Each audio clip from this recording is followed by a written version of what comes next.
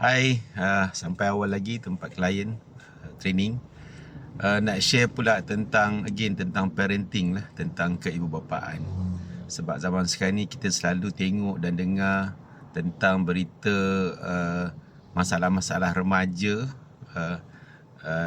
terutamanya di sekolah lah. Sebab saya ni, isteri saya cikgu, dan saya pula pernah involve dengan PIBG, sekolah rendah dan juga sekolah menengah, sebagai NYDP.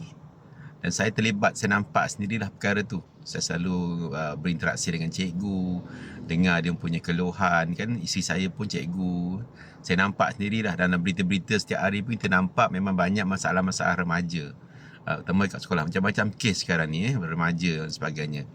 Tapi saya lebih kepada melihat kepada di mana kita boleh mainkan peranan sebagai ibu bapa. Saya lebih fokus kat situ. Sebab saya susah nak beri, saya rasa kita susah nak buat perubahan yang kita tak ada kawalan. Sebab tu saya rasa di segi remaja ni, semuanya akan bermula daripada rumah. Jadi kita sebagai ibu bapa, everything should start at home. Kebanyakan yang saya nampak, yang saya dengar sendiri daripada saya ada adik juga, seorang cikgu juga. Saya ramai juga kawan-kawan yang cikgu. Okay, saya juga bergaul dengan cikgu. Ada yang saya punya connection cikgu. Kebanyakannya, semua student ataupun students yang bermasalah di sekolah ni, bila dikaji balik, disiasat balik, memang dia bermasalah di rumah. Sebab itulah, semuanya bermula dari rumah. Kita jarang jumpa, memang amat jarang sangat jumpa kalau remaja tu datang daripada keluarga ibu bapa yang akhlaknya baik, keluarganya yang harmoni, dia bermasalah di sekolah. Dia akan bermasalah di luar dan sebagainya. Sebab tu kita sebagai parents ni, sebelum kita komen, kita salahkan anak orang lain, tengok dulu anak kita, tengok anak kita dulu. Sebelum kita salahkan cikgu, salahkan semua pihak, bila ada masalah, anak kita bermasalah di sekolah, tanya kita dulu, tengok anak kita dulu. Sebab yang paling banyak sekarang ni kita nampak amalan kan. Saya baca juga some survey kan, macam yang Islam ni kan, ramai anak-anak ni dia tak solat, dia tak tahu nak solat pun. Kat rumah tak solat.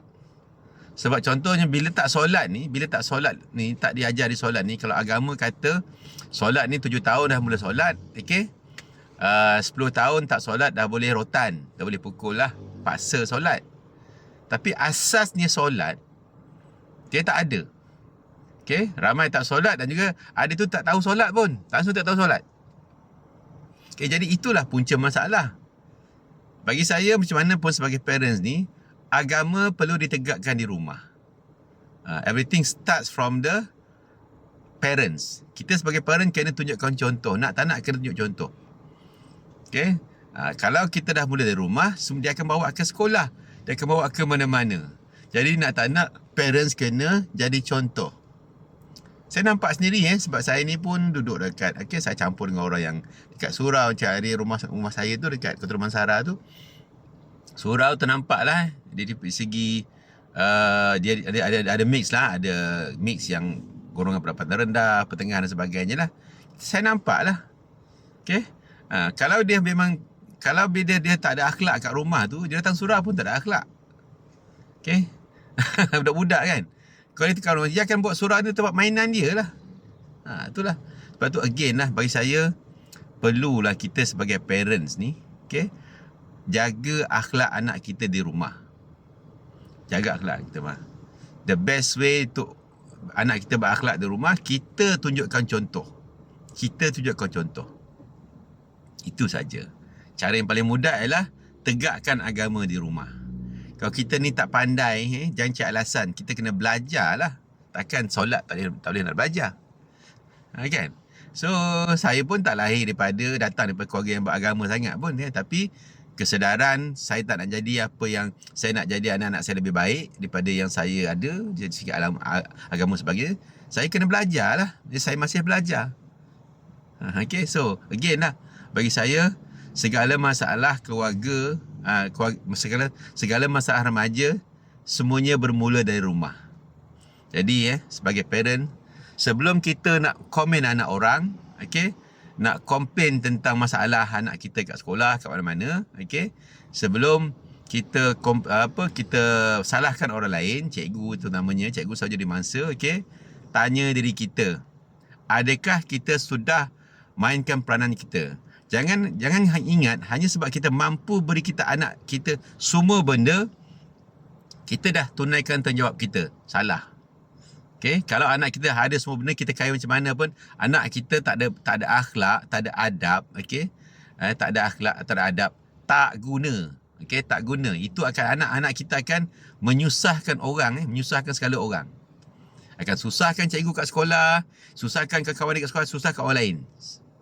Okay, jangan jadi anak kita ni jadi punca masalah. Kerana kita rasa ego dan kita rasa kita dah bagi yang terbaik. Dan kita pula kadang-kadang overprotective. Bila anak kita buat salah, kita salahkan orang dulu. Bukan kita tengok kenapa anak kita buat salah, apakah punca dia.